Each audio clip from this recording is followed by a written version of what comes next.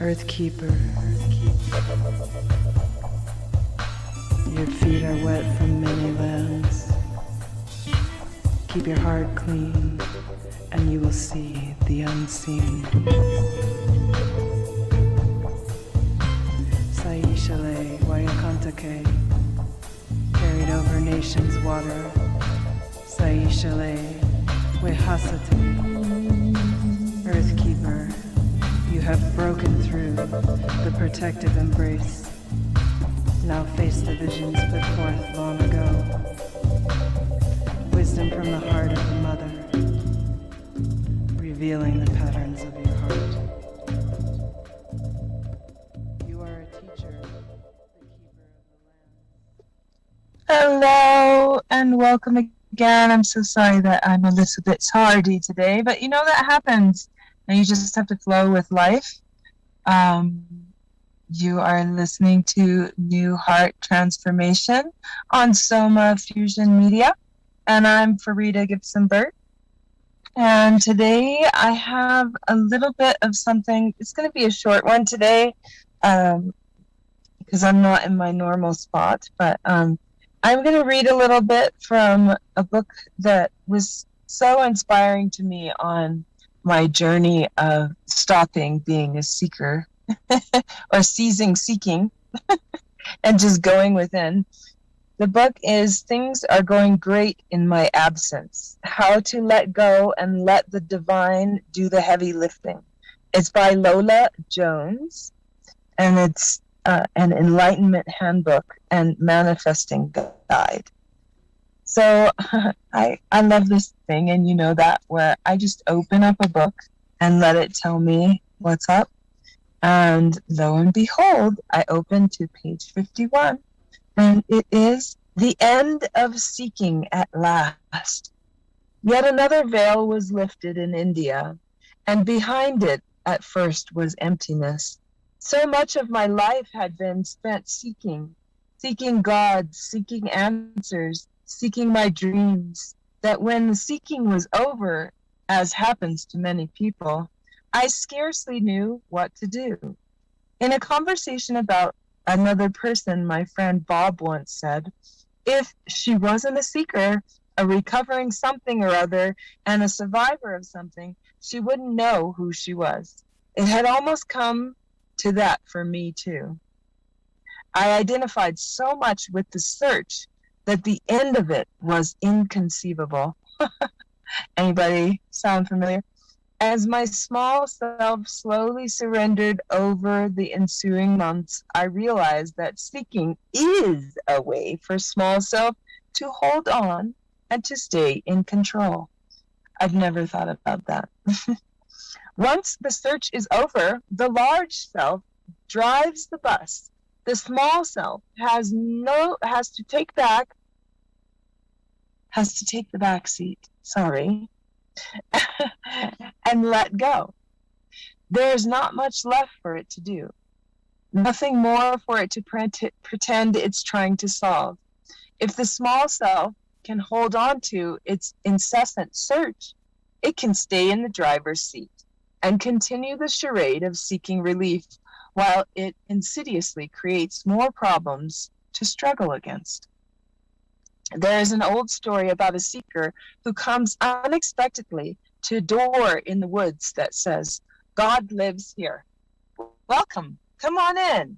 Elated, the seeker walked up to the door and raised his hand to knock, then thought twice, turned around, and walked down the path.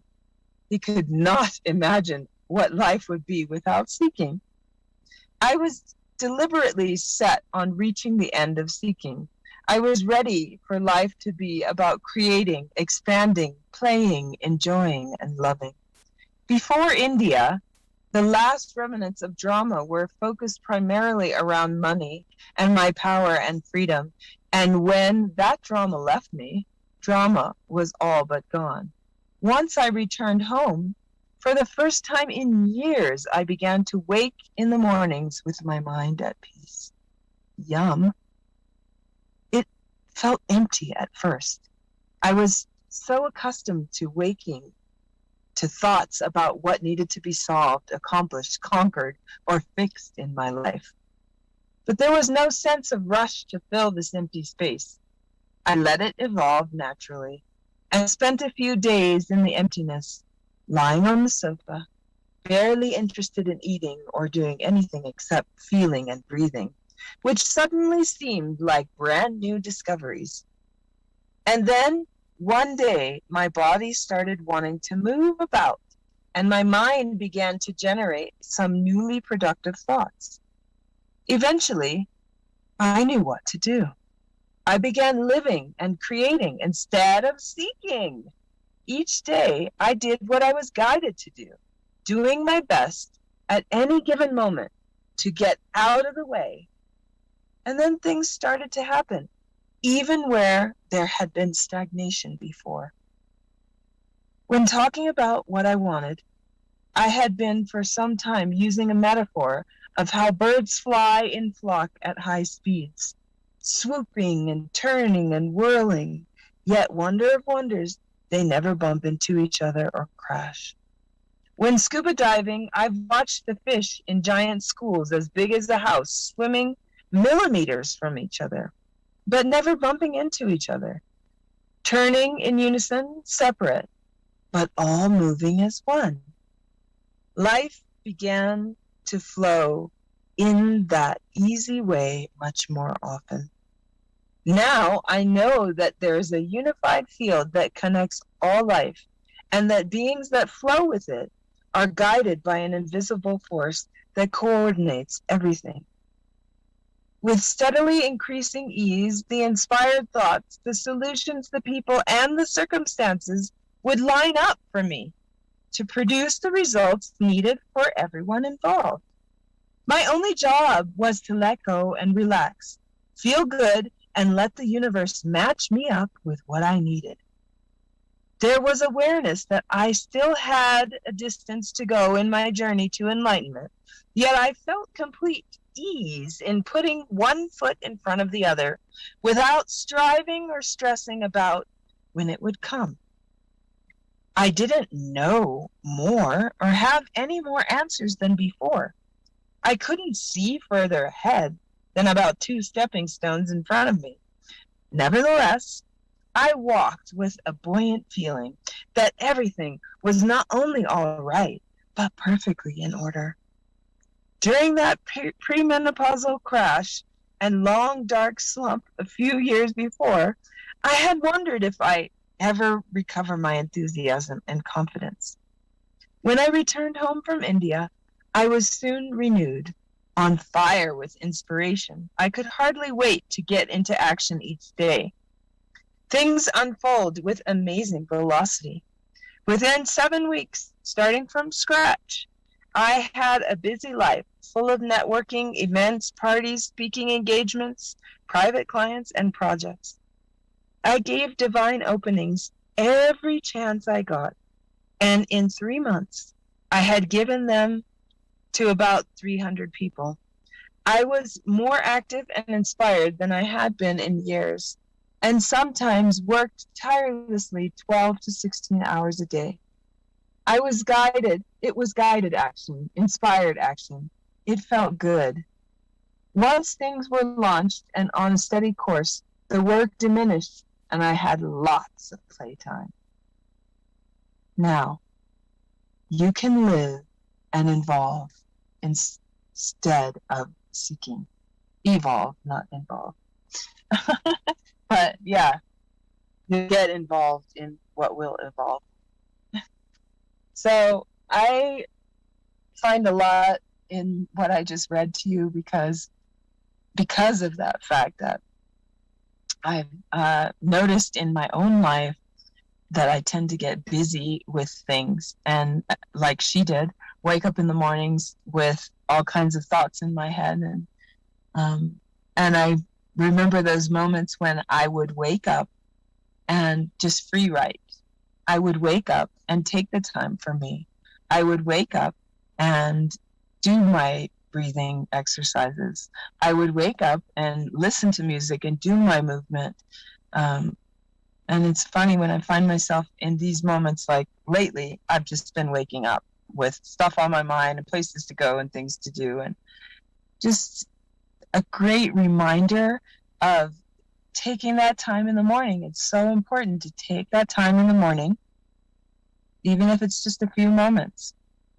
Take that time in the morning to invite the divine into your day, to invite, the wisdom of life and the guidance to come and take care of your day, so that you are having a day full of grace, ease and grace, right? And I just am so fascinated by the seeking, and her experience with it is pretty amazing. So just another reminder of allowance, just allowing your life to do you, and know that you're taken care of and you're provided for, and that you really don't have to worry because your life is programmed. And if you allow that program to come forward, it will, and you'll find amazing things. So I like to test that sometimes during the day, and think of something and see if it comes to me in my day, like a butterfly or an eagle or a bear or a coyote or whatever it is. Somebody saying, "Oh, I love your shirt," or it can be something really simple, but just play with your life in that way and see how those things do actually come forward. They do manifest. One of the things that I love is like just taking a moment to close my eyes and do a quick meditation. So that's what I had on my mind for today. So I'm going to do a little guided meditation as I'm actually sitting at a ski resort parking lot waiting for my son, who's out there having fun snowboarding.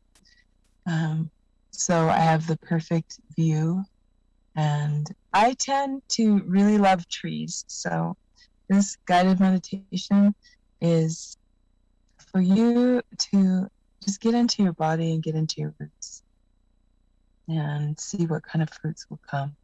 So here we go. And have you just go ahead and take a couple of deep breaths. And as you're doing that, just feeling your whole body relaxing and releasing. Your eyelids getting heavy, and you're just allowing your body to relax. Just allow your body to relax and breathe. Tap into your breathing, knowing that your whole body is breathing.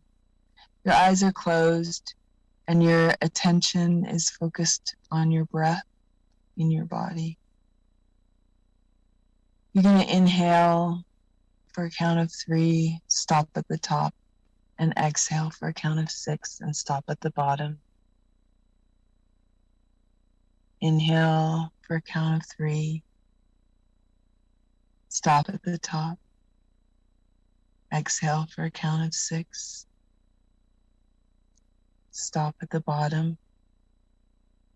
Inhale for a count of 3, stop at the top. Exhale for a count of 6 and stop at the bottom.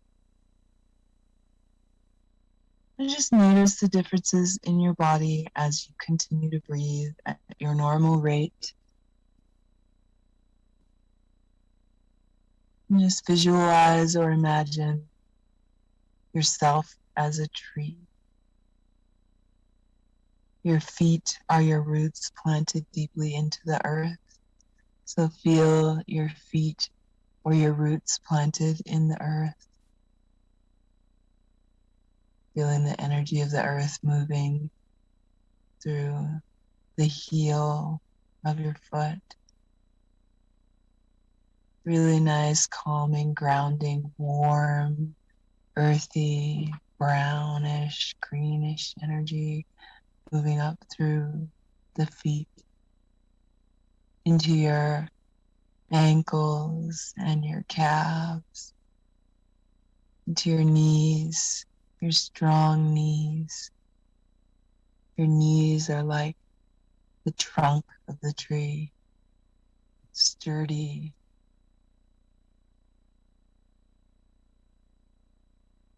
Your knees moving into your thighs, your hamstrings.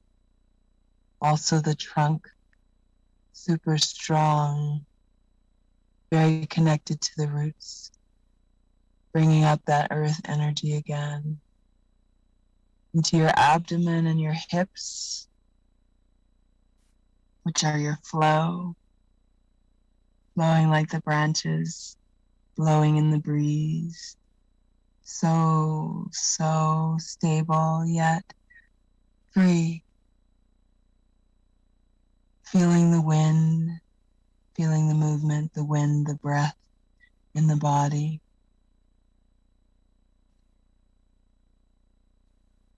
As you move up into the solar plexus,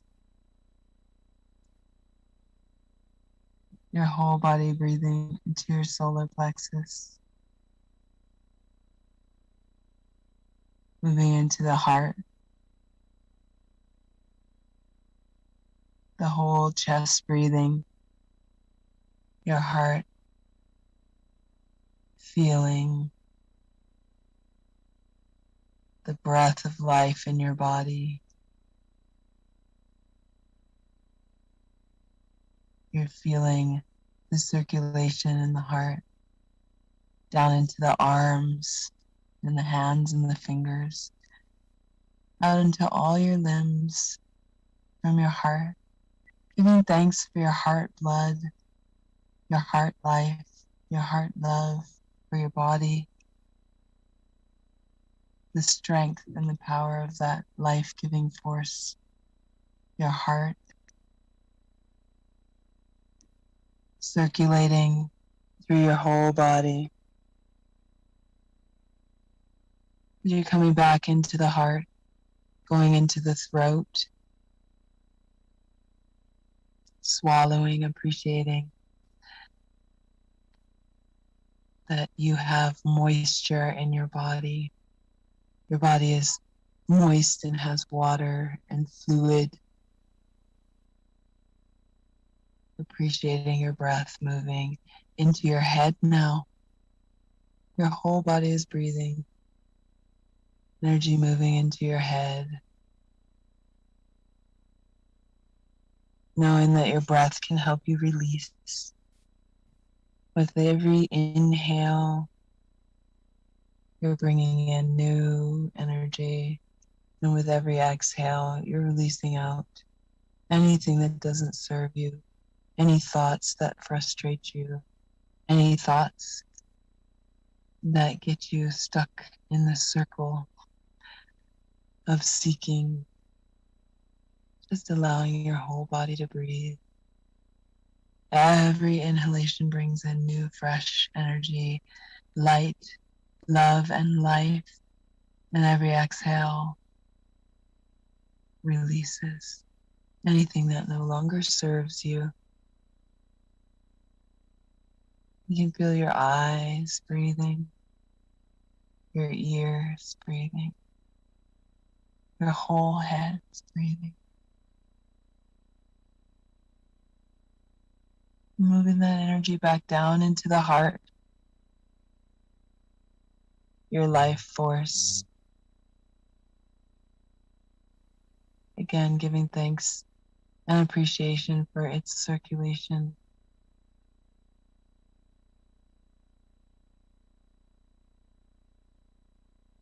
Just enjoying and appreciating your breath in your body. Knowing that no matter what happens, it's always there for you to tap into it, appreciate it, give thanks, take a moment of cleansing. It allows you to release as you bring the energy back into your heart. And remembering, just like the tree,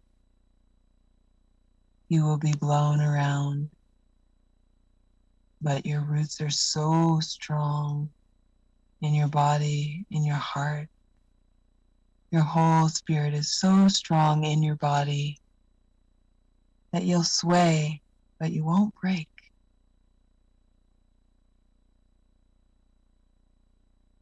Continuing to give appreciation and thanks for this beautiful life that you have.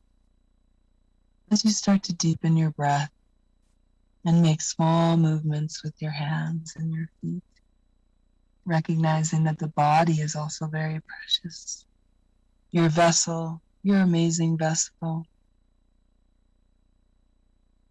Slowly bringing yourself back, making small movements and opening your eyes and bringing yourself back present. 1, 2, 3, 4, 5. You're back present and fully alive in your body. I like to seal any and all of my meditations with rubbing my hands together and rubbing them over my body. So you get that chi. You seal in that yummy, yummy chi. And then you go down to your feet and you touch your feet and you give them so much thanks for the work that they do carrying your vessel around in this life. And then I come back and I rub my hands together and I kiss my fingers and lay them on my heart. You are so precious and so unique and so full of love. And I pray and hope that you recognize this every day. You are your own unique universe, and what you carry is so valuable and so precious in this life, and that you can touch so many people just by living your truth and sharing your experience in this life, because your innate wisdom, that which you carry, you bring into this life, is such a blessing. If you just take the time each day, each morning, or even before you go to bed, setting the intention to just know the truth of that which you are. Know how precious and how loved you are. May you always walk in this precious innate wisdom that you have. May you always generate love and kindness for those around you, regardless of what's happening. Recognize that if you're not in that space, you are love, and you are able to return there by this precious gift of life and breathing. Your breath can return you to your natural state of peace. So that's what I wanted to share with you, is how simple it is to go in and remember. Just go in and remember. Your body is a living, breathing thing. And it's so beautiful. And it's so easy to clear your temple, to clear your body, to clear your mind, and to, like that tree, wave and move. And I'm sure they breathe too somehow. and get rooted and get clear. So thank you so much for being present here and listening to me babble on these Friday blessings. So yes, I will be here every Friday. And if I'm not here, I will definitely be here via a recording. So I hope that you continue to tune in. Stay light and stay easy.